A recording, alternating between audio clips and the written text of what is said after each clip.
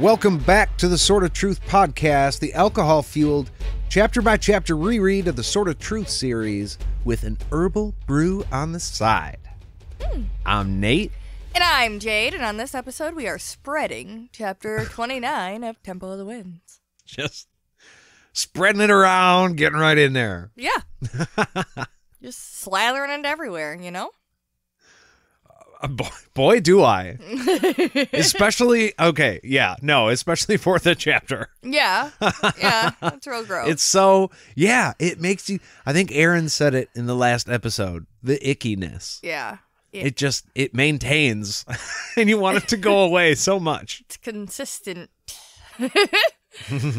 Well, I mean, we can relate. Like, not completely, but like, I work with people in a sort of healthcare field. You work in a pharmacy. That is healthcare. Yeah. Yeah. So, you're a lettered pharmacist. I feel I didn't work there before our current situational happenings in the world. So I'm guessing it was probably similar then, but COVID, now you're saying. Yeah. Now that I'm aware of that, I see it, you notice when people are sick a lot more, or at least I myself do, and the ick is consistent. They got the look about him. Yeah. He's got the ick. I can tell you right now. Yeah. He's ick. I will say there are a few people who have the ick that they're wearing masks and being super respectful, and not that you have to, whatever, but I respect it a lot when they come in and they look sick as hell and they have that fucking mask on and they're standing way back, and I'm like, thank you. Yeah.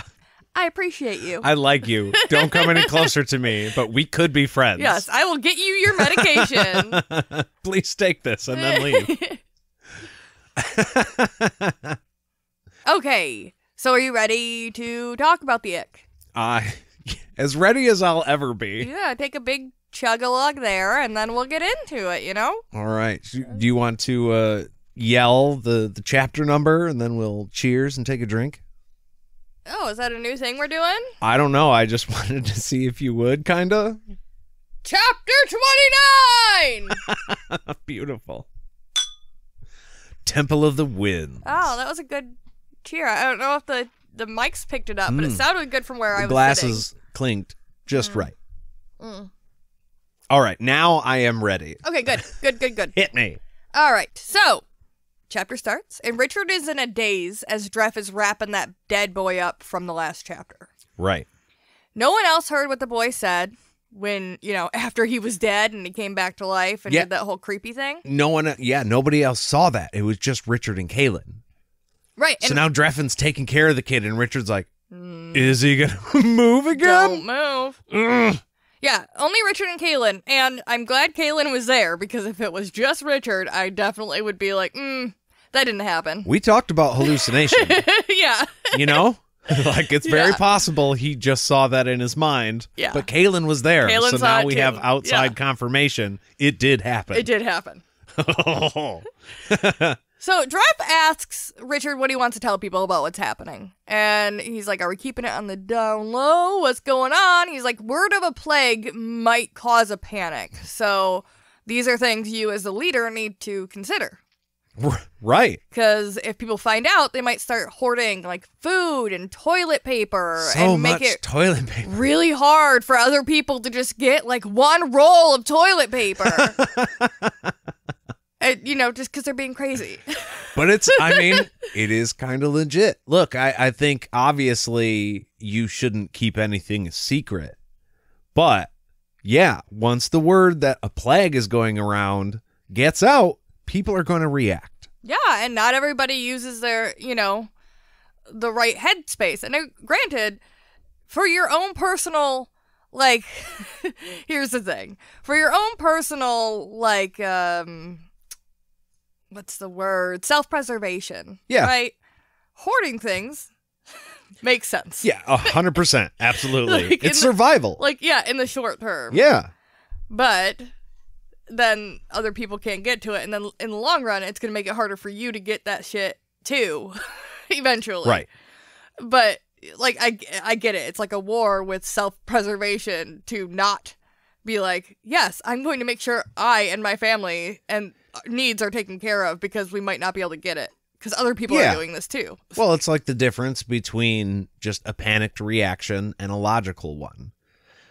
Your instinct kicks in and tells you to do something, which does make sense. But if you want that to last much, much longer, elongate the chances of survival, you have to also do things like ration. Yeah. You know what I mean? So, yeah, no, I totally get it. This is a big deal. Yes.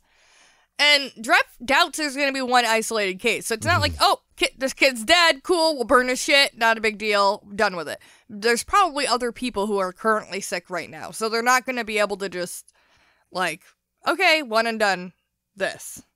But they do need to burn the body and everything he may have touched. Oh, recently. Yeah. Smoke the room, get rid of all the bad air. I think in the medieval times, that's kind of what it was. Which, honestly, even in the modern times, a lot of people were getting those room air purifiers. Oh, yeah. Yep, 100%. During the COVID times. Clean the air. Yeah, one of my veterinarians that I worked with before I moved to the pharmacy was, like, obsessed. She bought, like, 2-3 of them for our little tiny vet office to filter the air. That's the only reason I remember that people were doing that. Oh, really? Yeah. Well, hey, I can appreciate it. I have an allergy to, like, dust, kind of, so I appreciate clean air. Yes. So Richard points out that people will see and ask questions if they start burning shit and, like, smoking these people's houses, or this person's house. So how are we going to keep it a secret? And Dref's like, well... Got this. Tell you what we're going to do. He's like, your word is law. So if you say that, like, nothing happened, nothing fucking happened, right? You'd have to arrest the family, accuse them of a crime until this is over, while the soldiers burn all their shit, and then anybody who starts spreading, you have to suppress the information. So if somebody starts talking, you fucking suppress that shit. I love what Richard says here about him being the seeker of truth, not the suppressor of it. Yeah. He wouldn't do that to a family that just lost a child and stuff. But I can picture Richard just open mouth gasping at Drefan and then saying something like, have you had that plan the whole fucking time? Like, you were right on that. You didn't skip a beat. You're like, okay, this is what we do. Plan fucking bullets A through E. Let's go. You're like the fox from Pulp Fiction. Or the wolf. I'm sorry. Holy shit. What did I say? Yeah, the wolf fox is coming to. He solves problems. Yeah, he knows what to do. Oh, you got a body? I'll tell you how to get rid of it. Like, what the fuck? Yeah, it is very interesting that he knew the proper, path. Like, he's not an advisor. He's a fucking healer. So It is interesting that he's like, well, this is what you would have to do. I guess it does kind of tie in because being a healer, he's going to also deal with people that he hadn't healed. And so he's going to have somewhat of a way to, like, dispose of a body. Well, but, like, at the same time, that's not what he just suggested was not the normal thing that happens. That was all under the table shit. Yeah. Well, and to be fair, he agrees and he says that he has seen plague before and seen it try to be kept under wraps. So it's like the potential is there that he did the same thing with a different type of ruler in a smaller community, and they were like, no, we can't let people know, and he potentially helped keep that a secret before. Okay, so he does have experience in this, but his whole point is, like, you have to do this now because when more people start to die, then it doesn't really work. Then the info is out there that, hey, people are dying because of this. Well, and also they're going to ask questions. Sorry, now I'm done. Well, no, and Drefan kind of agrees that in the long run, it's not the best, like, even though people are going to panic, it's not the best route to go because once people start to die, people are going to figure it out. Like, even if you try to keep it a secret, they're going to learn that. They're going to learn that you tried to keep it a secret. Right. And Richard knows that that's going to make him lose trust with his people. Yeah, oh yeah, 100%. I mean, it fucking happens all the time. Documents get unsealed after 20, 50 years, whatever. Just like all the LSD tripping and stuff that the government did to the people. Like, we're just now really starting to understand what happened. Yeah. And in another 50 years, it's going to be the same thing. It's something that we're all very, very used to. But yeah, it doesn't make any of them look good. No, and I mean, okay, there's going to be a lot of comparisons to our current modern COVID situation here as we go through this book for sure.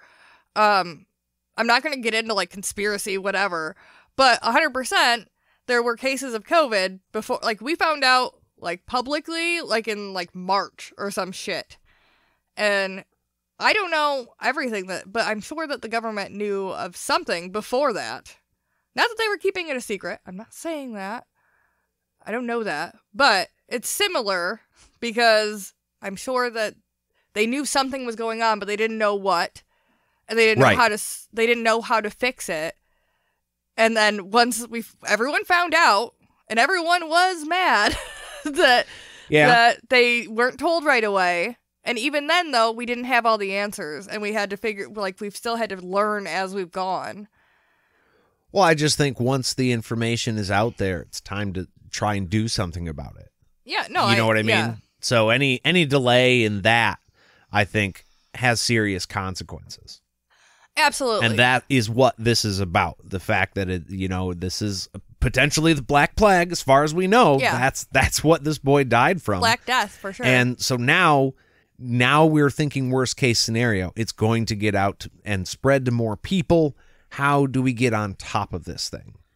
The early reaction really fucking matters. And we've had that happen a few times in this book already. Yeah. To where you don't have time to really sit there and make up your mind. You've got to do something. Yeah. And they are lucky for the time of year because the heat of the summer makes this shit run rampant. Yeah. Oh, yeah. The cool of the spring should help it not get a foothold with luck. That's at least what Drefan is saying. Like, typically in the summer, people are just getting sick left and right. So hopefully it's still a little cold. They're going to be lucky. And Richard is like, luck is for dreamers. I only have nightmares. You don't have nightmares, Richard, because you don't sleep. Yeah. You haven't had a nightmare in at least 4 days at this point. Yeah. And also, I don't know. I just feel like with all the Dreamwalker stuff, and I just feel like, I don't know. The saying was just strange. Like, you didn't connect it at all, but you kind of did. You're not getting nightmares, though, because Jigang's not in your brain, so you should be happy.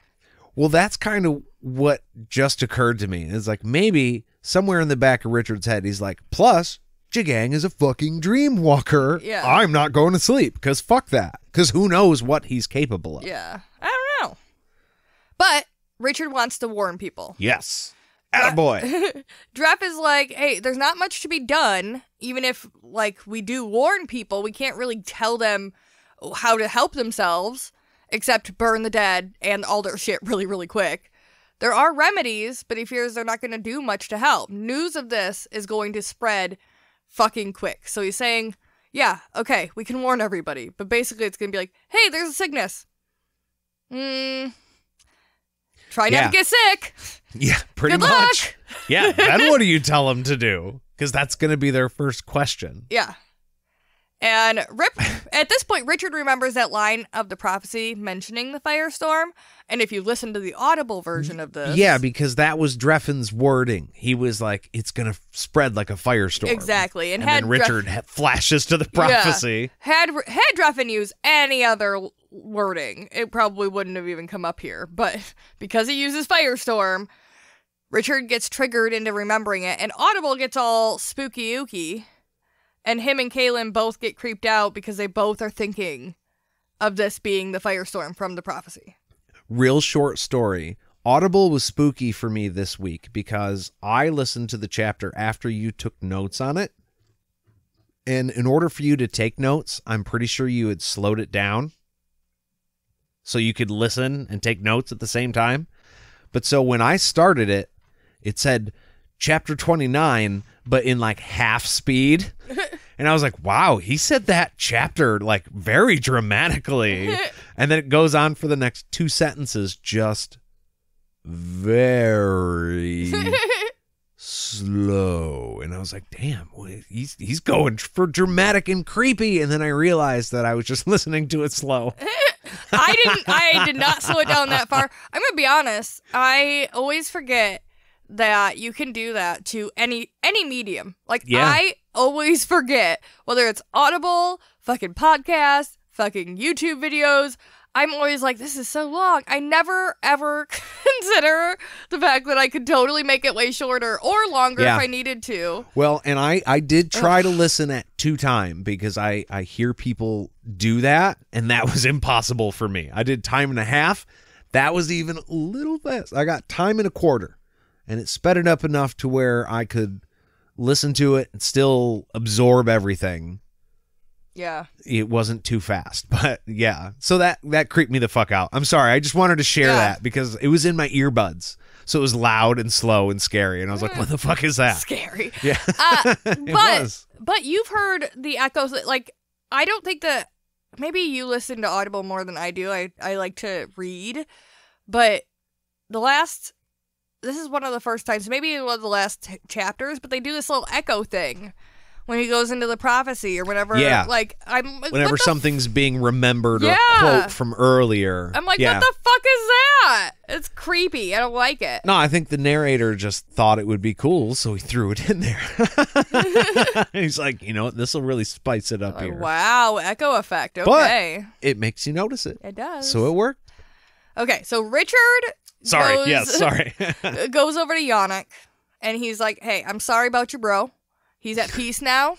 It's really sucky, but nothing could be done about it. So don't feel bad. Even if you would have brought me back at the very first time, it wouldn't have made a fucking difference. So don't feel sad that you did everything you could have. So feel good about that. Yeah, this isn't on you. You did everything you could. It was just too serious, and it was too late.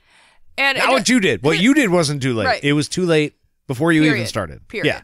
Period. Sorry. Yeah, which I thought the book didn't say, but it also felt like it was kind of for Kaylin a little bit, because he's also driving home the point. It didn't matter if I got here the first day, nothing would have changed. Ooh, okay, yeah, I understand.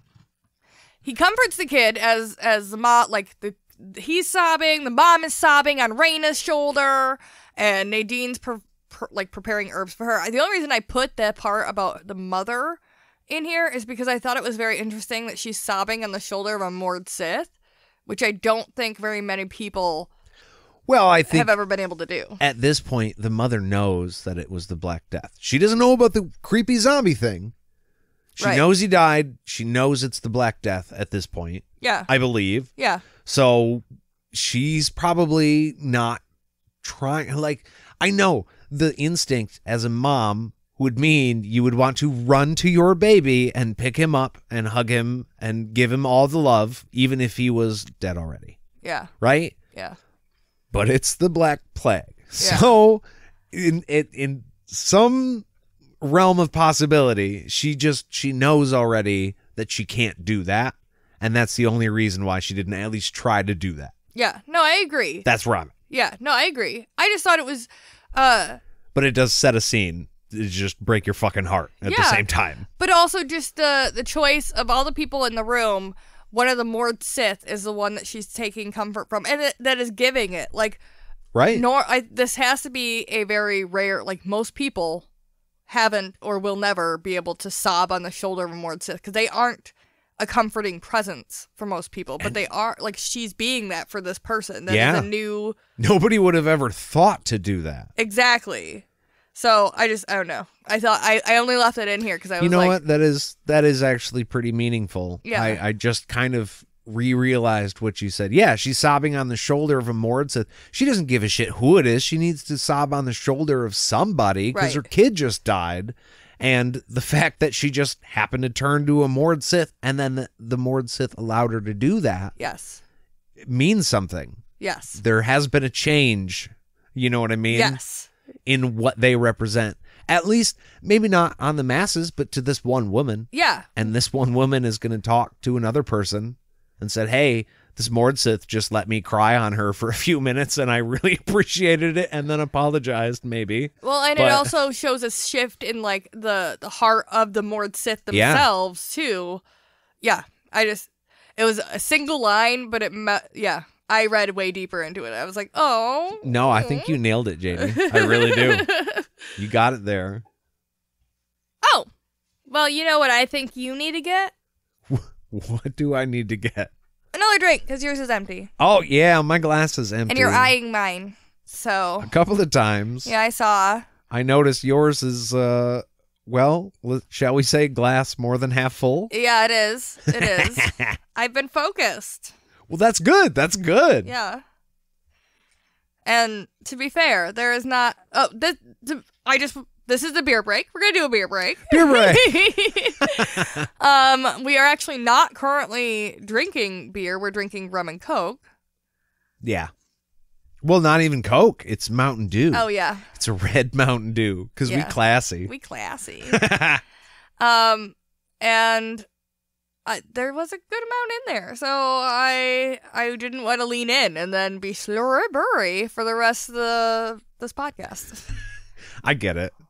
We want to drink it like it's beer because it's mixed with something super sweet, and I can drink a lot of Mountain Dew fast. I'm sure a lot of you are with me. Jade can too. It's kind of a talent we both share. Yeah.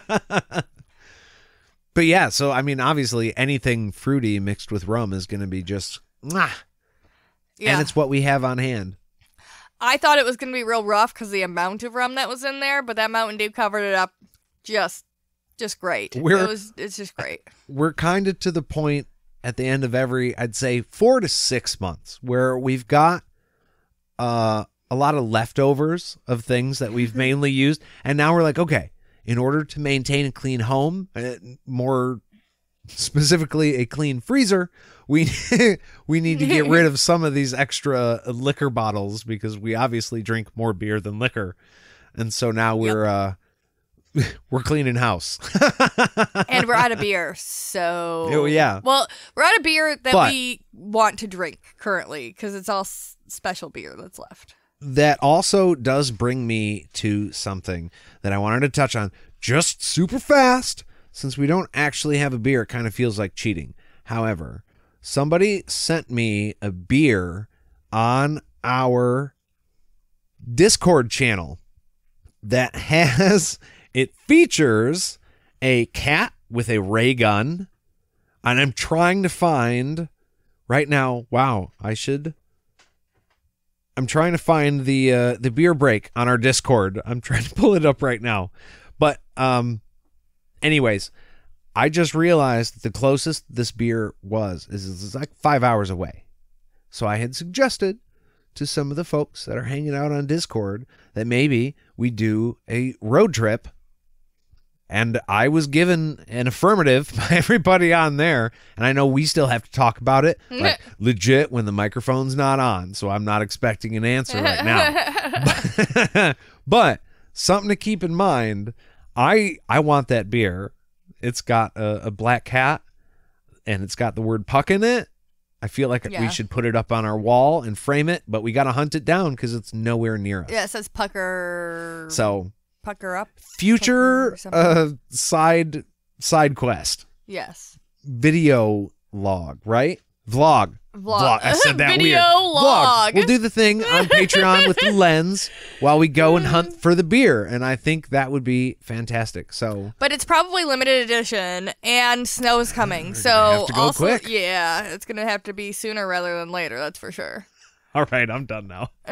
Well, that is our review of Red Mountain Dew and Clear Rum. Because we classy. And also the beer we're going to possibly get that we have no idea what it tastes like. Thanks for hanging out. We'll be back right after this.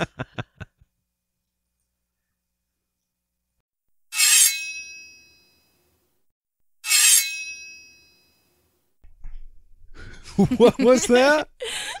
Oh, I can't even see the clip on. I don't know if I caught it. I don't think you did. Now, but if I stop, then we may potentially lose it. But if I just keep talking and just keep soldiering forward, we'll be forced to keep all of this in. And then it might happen. We might hear Jade make some sort of bird noise. I'm not sure what that was. It was just, we're going. Are we going? Yeah. I wasn't sure if you were about to give me the look like, no, stop. No, we are here. We are back from our break. All right. Good break. Your drink is now full. And different flavored. Yeah, is it better? No. I prefer white rum over spiced rum every single time. White rum is where it's at. It mixes in with everything better. Now I have Red Mountain Dew and Captain Morgan spiced rum, and it is not as good. Well, yeah, we learned a long time ago that just all around white rum treats us better. More pure, better for the post-party headaches. Yeah. And I'm a pirate, so I can't be having that. Gotta be clear-headed. But we've also learned to stick to one drink, and that has a lot to do with that, too. When we were younger and drinking a lot more of this, we were that rule mixing. I have just broken, so... Yeah. Well... Shall we on for It'll chapter 29? It'll be fine. Okay, so Richard is like, hey, little bereaved boy, I need your help.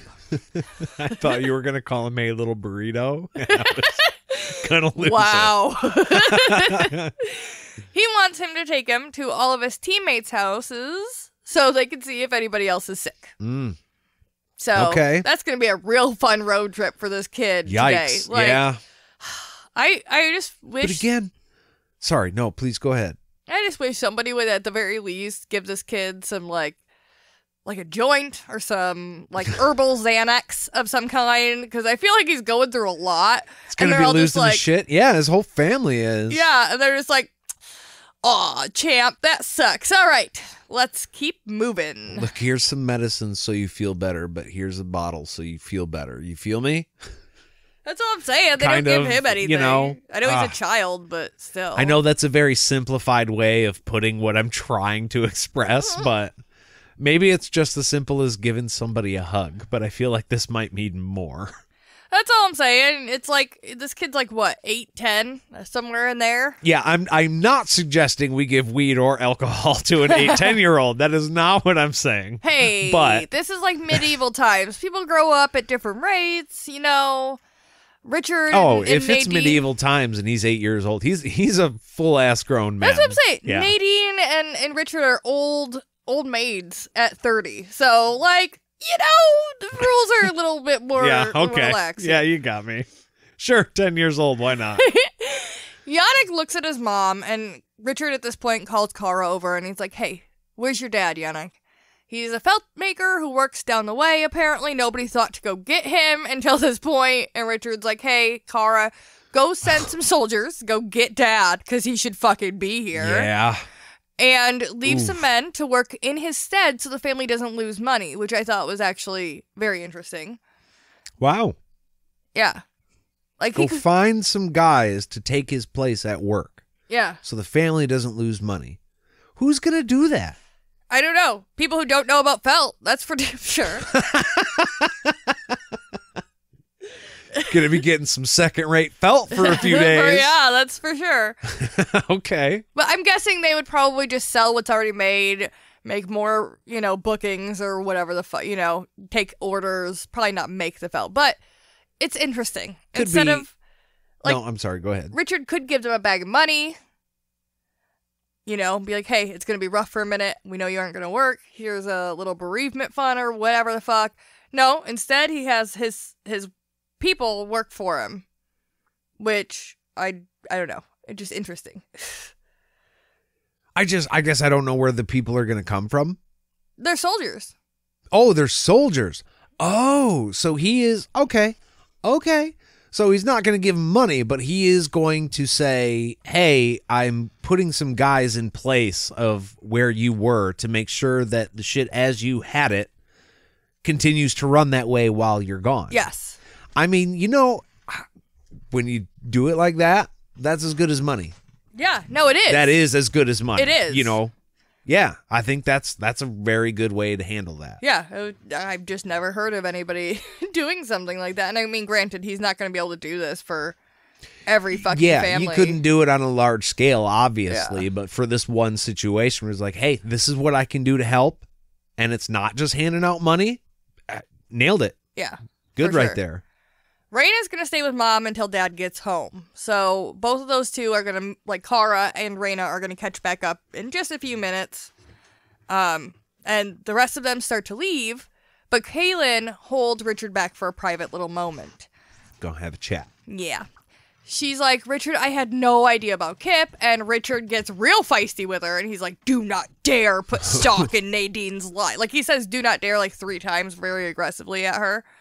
Even though, like, it shows that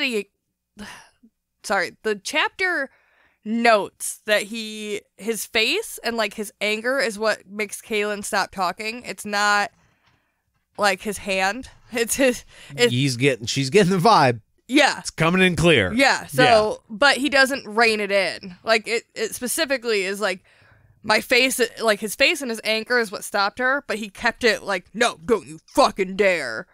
Because he is not going to let Nadine's lies stand. No, make her hell feel no. shitty.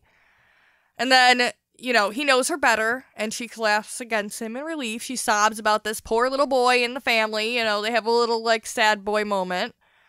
Well, it's kind of vindication for Kaylin at this point. She's finally getting the relief from Richard that she has needed so fucking bad, and then seeing all of this, I'm sure, only compounded everything that happened even more. And so it was needed for her now almost more than ever. Yeah, no, she wanted to make sure that he knew that she's not that terrible person that Nadine is portraying her as. And he's like, no, I fucking do, obviously. Don't. He's like, I'm aware of what you've been up to. Yeah. I know what she said. Yeah. And she's going to have to deal with that. Yes. Ooh, I can't wait till she deals with that. Continue. Sorry. So they talk about what the zombie boy said, and Richard says it's another indication that the temple was violated. And Kaylin's like, whoa, okay. We have to reconsider everything that was going on now. You may have had the wrong idea from all the books from the one book that you read. Not all the books. Right. The one book. The one book. Yeah. And let's face it, that was more opinion than anything else. Exactly. So. And Richard starts to disagree, but she stops him and she's like, dude, you're dead fucking tired right now. And now we know the winds aren't trying to warn you. They're trying to kill you. The kids said they were hunting you. Yeah. Hunting means killing, the Richard. Exact same thing as the prophecy has said as well. Exactly. So there's another case of the exact same thing from the prophecy being brought to his attention from an outside person or source. And Richard just goes right back to Colo. He's like, well, that's not what it seemed from Colo. He tries to keep going, but Kaylin stops him, rightfully, because she was literally like, we can't just trust what Colo said. And he's like, yeah, but Colo said. And she's like, I know. I know, Richard. I know what he said. But he's like, we don't know the reason for the uproar. He doesn't say. It could have been the temple was trying to kill them. All they know is that the team betrayed, like, the people then. Face the fact, that boy delivered a threat from the winds to your fucking face with his plague breath. It's all with his plague breath. Oh, fuck. That makes it all so much worse. Yes. It's like, hey, not only do you know that this thing is fucking trying to kill you, it just delivered you a message from a plague breath kid. Yeah. Who came back from the dead and then breathed in your face. Yeah. Like, that was an assassination attempt. Yeah. It just happened, and you're not even panicking. Why aren't you a mile away? Richard he's asking to be taken to the houses of the other boys on the team. No. Run away. Quarantine yourself in your room. Send somebody else to go find out because you can't afford to be close to sick people. Yeah, that was a bioweapon attack. For real. That's what it was. Richard is like, well, then why did it kill a boy instead of him? Instead of me then? I don't know, because it's easier to get to a child than the Lord fucking Raw, Richard. But Kaylin doesn't have an answer to this, so they go rejoin the group. Okay. I would have had an answer for him. I'm sure you would have. Me and Richard would argue like, I like Richard a lot, but I could argue with that boy for a long time. Oh, wow. I love it. Richard tells Kaylin, hey, you just hang out with the rest of the group for a moment, and he grabs Nadine for a private chit-chat of their own. Oh, we're going to have a little chat. Yeah. Little chat. Yeah. She's all about it. She's like, okay, hey, how you doing, Richard? And when they're alone, he slams her hard into the fucking wall immediately. Okay. But it's not like for a second, you're like, oh, is it going to get sexy? But it's not sexy. Because when she pushes back, he grabs her by the throat and holds her against it. And there's not a hint of sexiness in there. So I do feel better about Richard holding her by the throat than slamming her up against the wall. We know Richard is tired, but I'm torn because as much as I want Nadine to, I guess I should say, suffer this, because we wanted Richard to have a hard line with Nadine, and he's kind of been like, we know he's good. Yeah. But it's been softer edge than we would have liked. Yeah. So now she's getting that hard edge from him, but he's like slamming another human up against a wall. Because he and we immediately... know what he's capable of, but at the same time, this is not a warrior. It's a pretty slight woman who is not battle hardened at all. I think that's the thing, is that he has gone from being like polite, suffering her politely, to physical violence. He's been nice enough at this point, I guess, is where Richard is coming from. That's where he's coming from, but he hasn't gone to like, I'm going to be a outright dick to you before going to physical violence. You know what I mean? Like there was like a middle ground there. That could have been reached, but no, he chose to throw the young woman around. And I think is what you're feeling. It really does depend, I guess. And there's no way for us to know. When Good Kind says slammed, what kind of slam are we talking? Because there's, like you said, could be sexy. Now, I don't want him to do that with Nadine, but hey, slam somebody up against the wall, time for sexy time. You know, it's intense, it's close, it's a little rough. Is it good? It's good. Yeah. But then there's slammed her head against the wall. Like, are we bouncing her head off a concrete block? Or is it pushed her up against the wall? Yeah. There's a difference there. No, it's not, and that's the thing. And we know it's not sexy time, so it's either extremely violent or just a little rough. Well, and that's the thing. He didn't use the word push against the wall. He used the word slam. Specifically. Yeah. Which, okay. Yeah, indicates violence of some kind. Probably rougher than I would be comfortable with. Yeah. Witnessing, but at the same time, kind of deserved. So, yeah, no, it's definitely... She's fucking around, and now she's getting messed with. Fucking around, now she's finding out. Yeah, she is, right now, she is finding out. That's exactly what's happened. Here's the thing. If it was Kaylin shoving her against the wall like this, you probably wouldn't feel any type of way about it at all. But if it was Richard slamming Kaylin up against the wall like this, we would probably feel it was excessive. Yeah, absolutely. Just because of the physical nature of it. Not because Kaylin deserved anything like that at all, but just, you know. And now, if you remember, thinking back, Richard does have, like, we have seen... temper. Yeah, we have seen... He's Richard with a temper. Mm-hmm. But we have seen him get a little bit physical. Like, not outright beating by any stretch of the imagination. But he has gotten physical with Kaylin a few times where he's pushed her. That's true. Gotten a little aggressive where he shouldn't have. So that is just a, kind of a character flaw of Richard's, even though he's a good dude. Handsy. He's a good dude. He's not a woman beater. I'm not saying that by any means. No, not at all. When he gets angry, he puts his hands on things. He's a doer, goddammit. Yeah, so it's just something to keep in mind if you know That's him. That's all. I read this line and I was just like, okay, slammed. Maybe a little much. Also, glad he's taking the hard line, but maybe a bit. Also, just really good to know that he's not an alcoholic, because I feel like Richard this is the type of person that if he's drinker would probably have a big problem. That's when it gets dangerous, yes. Right? Because you get mad real easy when you get drunk. So, yeah. This is true. Anyways, after he slams her against the wall, he tells her they were never going to be married. He loves and will be marrying Kaylin. Yes! Nadine is only fucking here because she's somehow tangled up in all this mess. Guilty! And he has forgiven her for what she did to him, but if she ever pulls some hurtful shit like that on Kaylin again, she will spend the rest of her time in Aidendrill in the pit. In the pit, bitch! I love it so much. And I will let Kaylin and Kara bring you down there, and I will leave. and I will leave, and that will be it. Oh, man, I love it so much. Richard is finally just putting it to Nadine the way that we've been wanting it said this whole time. Look, quit fucking around. We don't have time with your shit. And if you continue to do as you've been doing, you're going to get some consequences for that.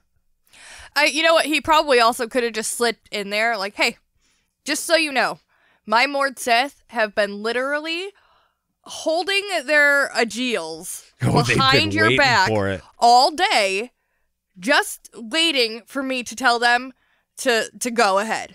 They want to hurt you for hurting Kaylin because they love her. So you better back the fuck off, or I will let one of them just poke you with one, and you'll find out how much you hate that. I can't understate this enough, Nadine. If I give them even the slightest nod, you're going to have a very bad day. Very bad day. Do not do anything to put me on edge that might cause me to have a little jitter, you know, because that could be it. That's all they're waiting for. Yeah. All three of them are real itchy right now, so you better just watch it, okay?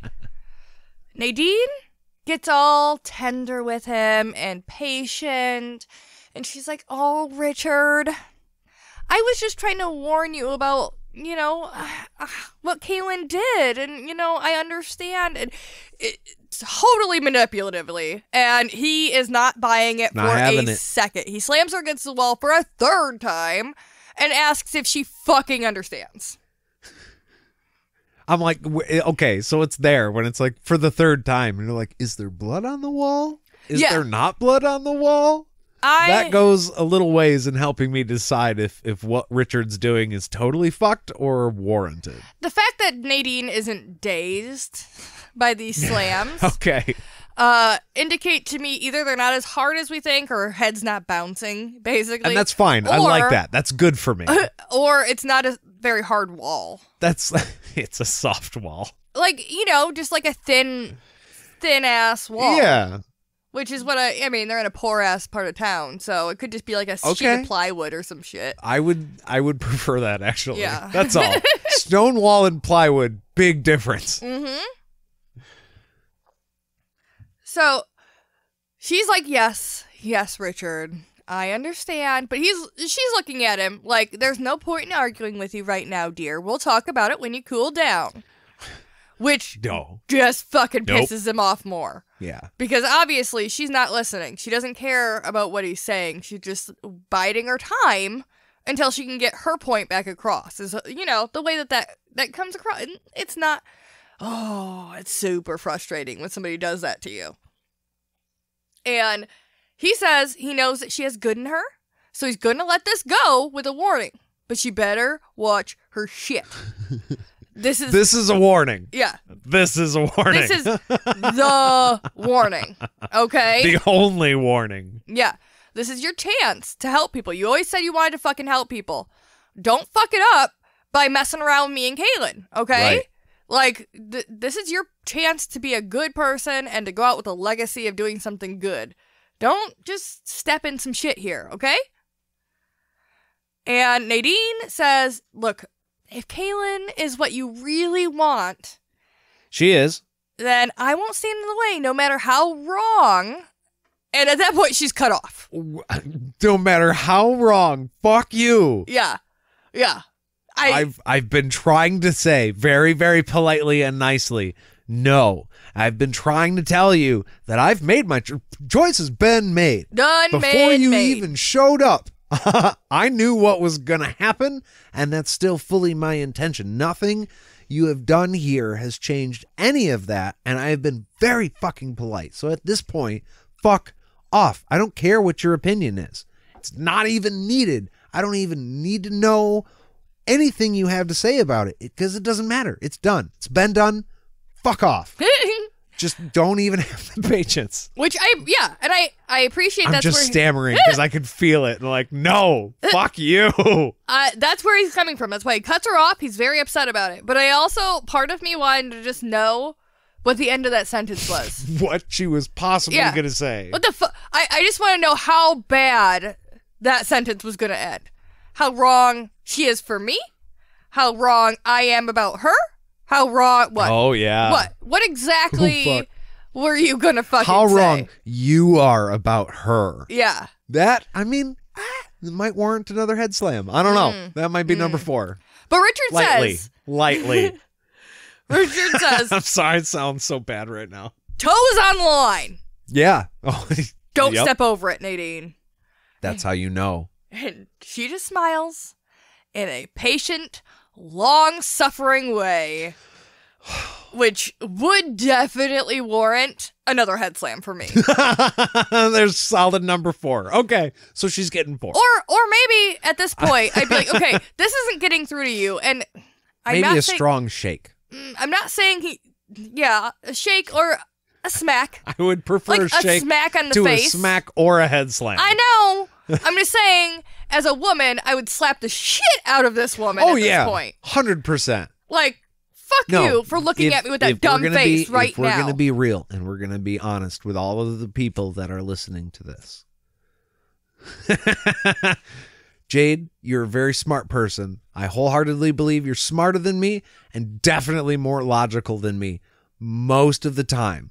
I also 100% fully believe that passion rules reason, and you would slap the shit out of this woman without a second thought. Yeah. And I would have to be there to pull you away. Yeah.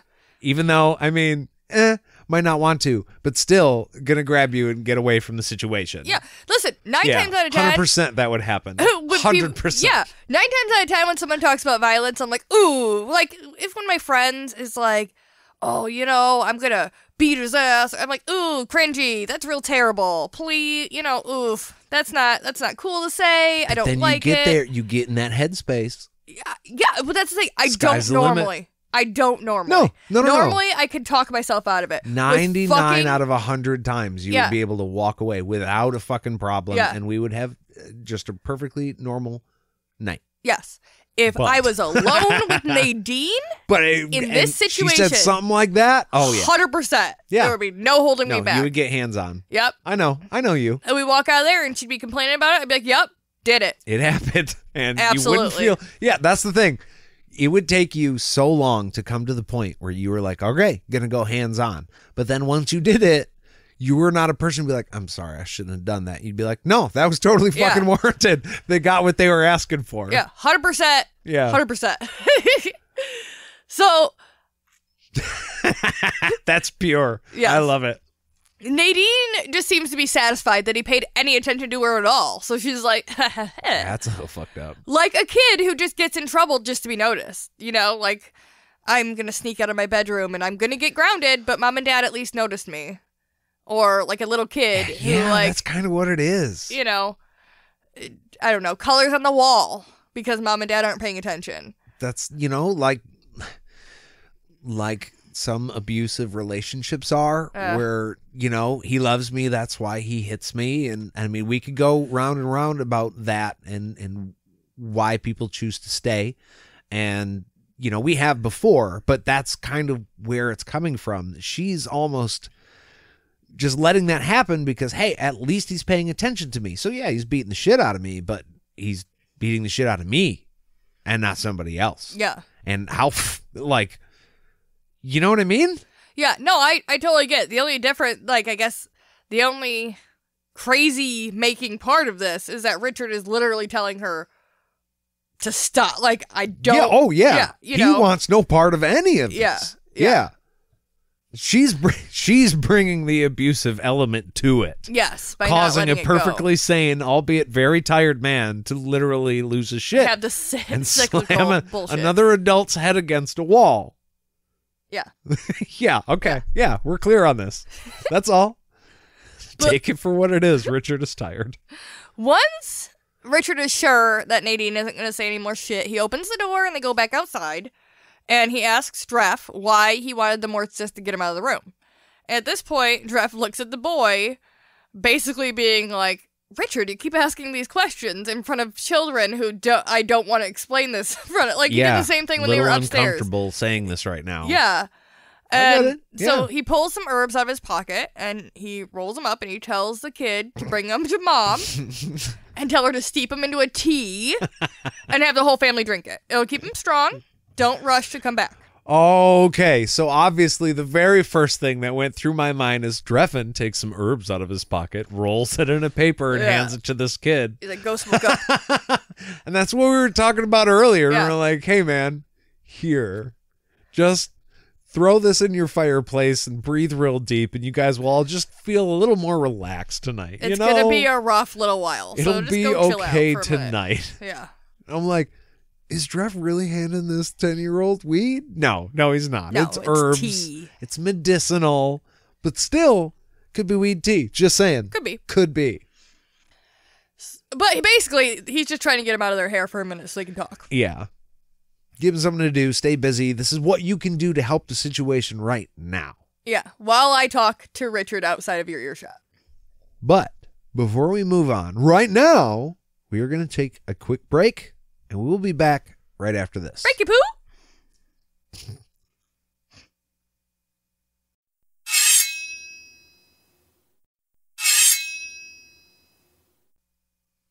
And we're back! So, Richard says that he knows that he wanted him out because of the danger of catching the plague. But aren't they all at risk now anyways? Like, weren't they already at risk when he entered the room? Yeah, but still, like, it doesn't mean you have to lean in. Yeah, basically, Dref is like, yeah, but I don't know how much of a danger a risk that you're at right now, and you're the big dog, so I wanted you as far away from the danger as possible. Definitely did not want you to, like, lean into the kid's face and breathe in the infected air. That would be very bad. Yeah. And as we know, it was even worse than what Drefan is describing to Richard right now. It was an undead zombie kid who also did this. Yes. So who knows if there's some sort of magic element to it. Yeah. Nobody knows how the plague is passed. Some say it's all up to the spirits, or it's in the air, just endangering everybody, just floating around the town. Yep. It's just in the air. Or just inhaling... Or just inhaling steams from an infected infected steams from a person. Weird? I don't, but you know what I mean. Like the infected breath. Or like... I'm assuming that's what it is. Yeah. Or just, like I said earlier, it's kind of like we're getting messages on Discord, and I don't know if that's going to come into the recording or not. But like we were saying before, where the air, it was just bad air, and you had to clean out a room after a sick person was in there. Maybe that's kind of what that meant. I mean, hey, we do know with COVID, like it all had to do about the aerosols, and that's why we were all 6 feet apart. Clean the air. Yeah, you don't want to breathe somebody else's air. Get your breathed air away from me. I don't want to breathe your air. So he's just assuming, like fire, the closer you get, the more danger you're in. So let's not. Okay? So like stay apart? Stay apart. About like 6 feet, probably. Yeah. So okay. So if we're gonna talk about the 6-foot rule, and Richard and Kaylin already have a 10-foot rule? Oh yeah, but it's been broken repeatedly. Well, it has, but now we're dealing with like a 4-foot window that Richard has. Yeah. And I mean, we're outside of that right now. Yeah, for sure, they are. I just thought that was funny. Being like, he's got to no closer than 6, but no further than 10. Yeah. You got to stay right there. Right there. Yeah, a little tiny box. So, he's so tired he feels sick at this point, which I feel like most people, maybe not most people I know have at some point in their lives stayed up that late to where your stomach starts getting like, ugh, I need to go to sleep because I'm sick. But the thought, like the anger at the thought of Kaylin being sick is like flaring him to keep going now. Yeah, that's his motivation. Yeah, he's like, God damn it, now Kaylin might be sick, now I gotta figure this shit out. He's like, why isn't the boys' family sick? Okay? You're talking about everyone, at passing, what's going on? Mom, Kip, everybody was in there all the time, every day, what the fuck? And Dref has seen several outbreaks of the plague. In one town, a merchant had come, already sick. They put him up in a room. He died the next morning. They all but forgot about him. Like, time went on. They were like, whatever, sick dude died. But the first town person fell sick about 14 to 20 days later, and they connected the dots and realized it came from that merchant. So there's like an incubation period here. Oh, shit. Which again, Yeah.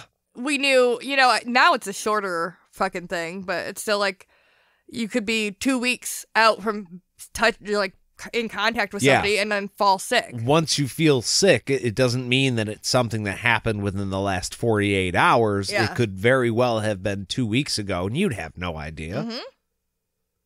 So there could be multiple people just already sick and nobody knows about it, basically. Right. And Richard is somewhat relieved by this news because Kip was well at the July game a few days ago. So he really got sick sometime way before that. Could have. I will say could have. That's where Richard's brain is that if this worst case scenario, it was that long ago, and this has been spreading then for that long at least. Yeah, this is his best case scenario, is that it would be 14 days ago that Kip fell sick. Well, more like 10 days ago, because it's now been... Right, we were there when his brother came to us and to Kaylin and explained about Kip. Yeah, 12 days before that, which makes Richard think that DeGang had nothing to do with this, and neither did the prophecy. This is a separate fucking issue.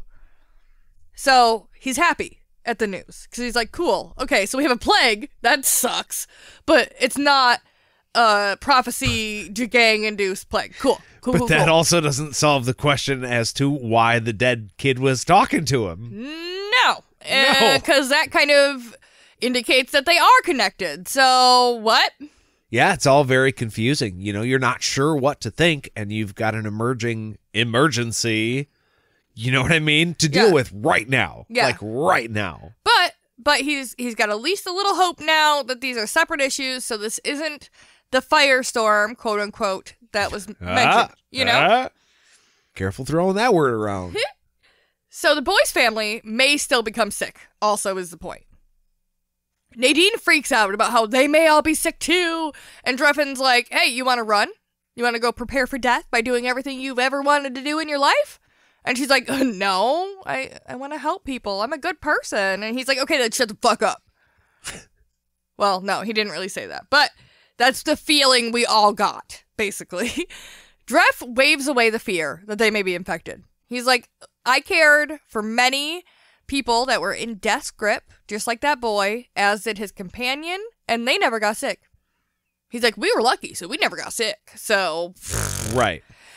He can never figure out the pattern as to why they didn't get sick, but he suspects it has something to do with how much his body was around the sickness, so his body got to know the sickness well and strengthened itself against corruption. Immune response is what he's talking about. That's what he's talking about. He's got a strengthened immunity to it because he's been around it a lot. Yes. Which can be valid. Absolutely. Yeah. But the fact that he's got a group of people here who have never been around it, and he's just like, meh, I never got sick, so you probably won't either. No, yeah, you have an immune response to it, exactly. But none of us fucking do, you dickbag. You do. That doesn't mean we're covered. We should still be going with plan A, getting Richard way the fuck away from here. Or finding a 100%. mask dealer on the corner or something, Some families had one person fall ill, and then everybody else in the family followed. Other families, spread. Yeah. Other families had had multiple children fall ill, but mom and the rest of the family were fine. And mom was the caregiver. They're in their faces every day, but she was totally fine. So really, there's no fucking way to tell who's going to get sick and who's not. Richard says, all this maybe bullshit doesn't help. Okay? You're saying yes, no, could be, possibly. And Drefan's like, I'm just being real. Some people are going to speak in absolutes, and soon people are going to be selling cures out on the street, swearing by their, potency, that they fucking work. He is saying, I don't know the answers, and pretending otherwise is going to cause harm. 100%. And that is the right fucking answer. And especially when you're dealing with something like this, especially when it's early on and you don't have the answers. Yeah. And I think that goes back to all the fucking COVID shit, too. Of course People- it goes back to all yeah. the COVID shit. People you know? wanted answers right away. They didn't exist. We've gotten a lot of answers over the course of 2 years. I can't believe it's already been 2 fucking years. Yeah. Or no, 3 years? COVID-19. 19. 19, yeah. Fuck. 3 years. We've learned a lot, and there have been periods of time where people were saying, this is the actual cure. Fucking, what was it? Bleach? Something about bleach? Not exactly. I definitely but remember- there were suggestions that ingesting that would keep you safe. And definitely- obviously, that's bullshit. Do not drink bleach. Definitely ivermectin / Yep, the there's all horsey that. wormer version of that. And look, there were ways to argue some of those points, but not really wholeheartedly. And I feel like that's where this comes in. This is what he's talking about. People are going to say, oh, it absolutely is this, or it's absolutely not, when the answers don't truly exist yet. Obviously, that's going to take some time for people to figure out, and then you're going to have to allow slight changes being made after we know more, because after all, if we're not doing that, then you're not really thinking. Right. And you want the person in charge of this whole situation to at least acknowledge that much of it. Hey, I may not have all the answers, but we are fucking working on it, okay? Yeah. And that's all it would have needed. I'm Book just scenario. I'm not saying it's close, but book scenario, this would really help. Yeah. And I mean, it probably would have anyways, but okay, yeah. so this is where Richard is. He's like, okay, I see the truth in what you're saying. Yeah, he's right there with patient zero. Yeah. He asks, is there anything we can do to help prevent or cure it?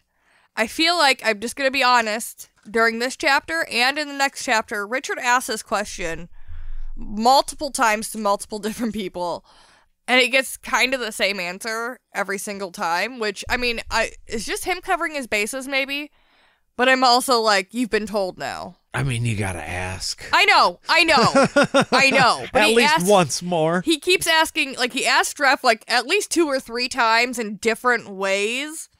Is there anything we can do? And everything, Dref's like, I don't fucking What do you want me to say? Smoke shit? I don't know. That's all I Yeah. know. That's all I know. And then in the next chapter, not to spoil it, but he may ask Nadine similar question. She kind of does the same thing. And it's just like, Richard, nobody fucking knows.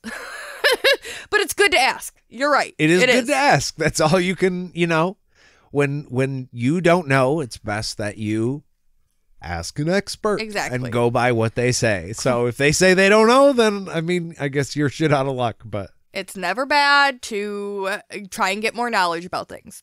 Absolutely. Standard precautions are to treat the home with smoke, like we've learned. Some herbs may help with it. Wise precautions, but don't count on it.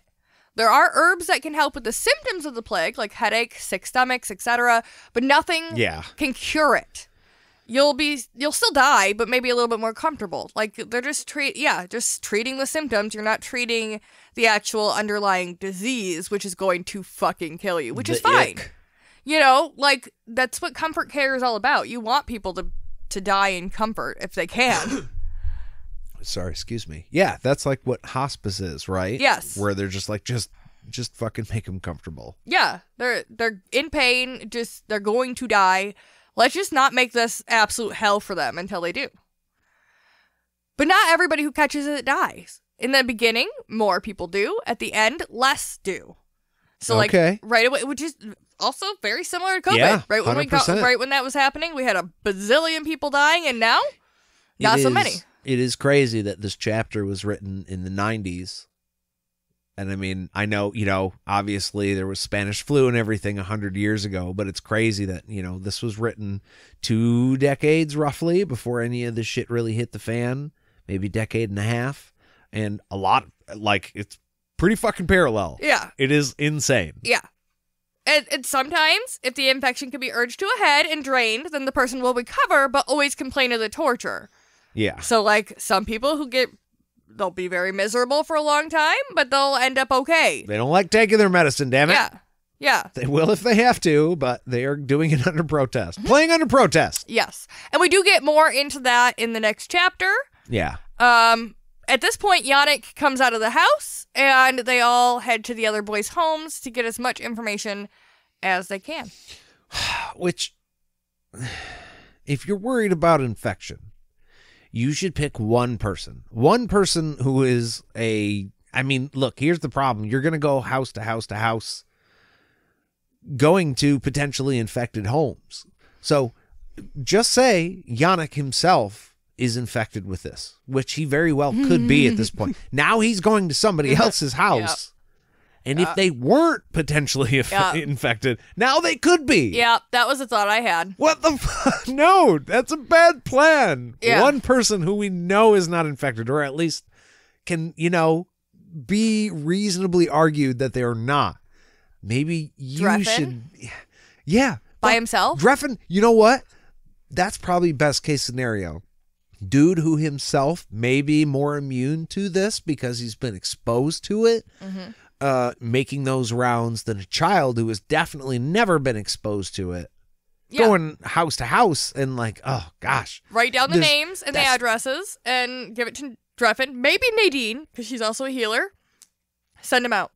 I think that's all part of it. There's no 100% way to make sure that you are 100% covered and not spreading it by investigating what's happening. Yeah, I mean, hey, even if you can't quote unquote catch it, you could, as we know with COVID anyways, be asymptomatic and be spreading it around anyways, or be in the 2-week incubation period. Yeah, that was I thought about that too. I was like, anybody who wasn't already infected, if you did just become infected, or if specifically Yannick, who is in the 2-week incubation period, still, yeah, potentially walking around just breathing it all over everybody, just spreading it all over. Okay, so the only way I can bring levity to the end of this is the thought. Oh wait, also I got a finger. What's going on? I just want to point out, because I like germ theory. Okay, right? And we learn about the hand sanitizer, all this bullshit. One of the book, we never hear about anybody washing their goddamn hands. So Drefan, no, nobody washes their hands. Yeah, Drefan just touched this dead boy and all of his black extremities and wrapped his dead body up, and now we don't hear anything about a wash basin and soap or anything. And now he's going to go walk. Giving hugs and high fives. Yeah. I handled that problem. He's going to go. He gave out herbs with his hands. He's going to go touch other boys. It's so bad. Yeah, this is bad. This is how plague spreads. This is what COVID did to our brains, though. Because now we're going through all these scenarios in a very real life situation. Like, holy fuck. They need hand sanitizer and masks. Stat. Like I was going to say, the only way I can really bring levity to it is, okay, we're talking about the period where it's, what was the term you used? Where it's just kind of dormant and hanging out? Asymptomatic period. Where, the incubation period, I think is what you said, yeah. To where you're infected with this supposed now zombie fucking thing. But you haven't really turned yet. So you're not going for brains, and all of a sudden one night you're just sitting down to dinner and be like, you know what? Why don't we try something new? But you don't really know it's happening. To be clear, Nate, that is probably not going to happen. If fucking mom offers up some weird meat shit on a skillet right now, I'm leaving. That's all I'm saying. They all got the zombie. I'm out. Okay, I will say, I was going to say that sounds... Every time that I've read these chapters, though, I've listened to them back to back. So I've never listened to just this chapter by itself. And you're like, this is the only death that we've seen. And yes, he did come back. So if you were to just read this chapter and walk away, you may think that is a symptom zombies, of this 100%. plague. Yeah. Fuck that. But, spoiler, that they don't all come back. I know, but still. Okay. But yeah, no, I didn't. I was like, how? What? No, but that's because all the other deaths happen soon. Yeah, sadly. Okay, so that's all we have. That is the chapter. Well, thank you guys so much for hanging out with us this morning. I know I was reading on Discord. There was, I am going to try and find the name. There was a concerned listener because she had thought that our episodes came out on Monday, and I'm not laughing at this person, but Miyaka250 on Patreon was concerned because the episode didn't come out and she was waiting for it, and it fucked up her day, and it kind of wrecked her day a little bit that our episode wasn't there. Oh. So Miyaka250, we got you. We hope you enjoyed this episode today. Specifically, like I said on the Discord, we are right on time, running behind. Always. As but we're always. there. But if you guys enjoyed this episode, you should let us know by writing in your journey books to podcastatt@gmail.com or following us on any of our social medias at podcastatt. If you really enjoyed this episode and you think we bring value to your day, then you can hit us up on patreon.com/podcastatt, where you can donate to a tier of any amount. Doesn't matter to us. We're just happy to see you guys there. If that's not your thing, like, do the rate thing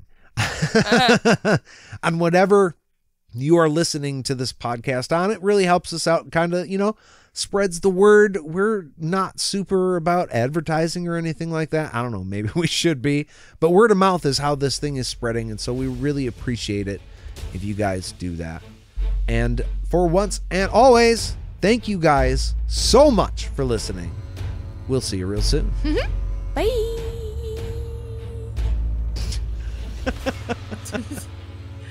That's the extended cut.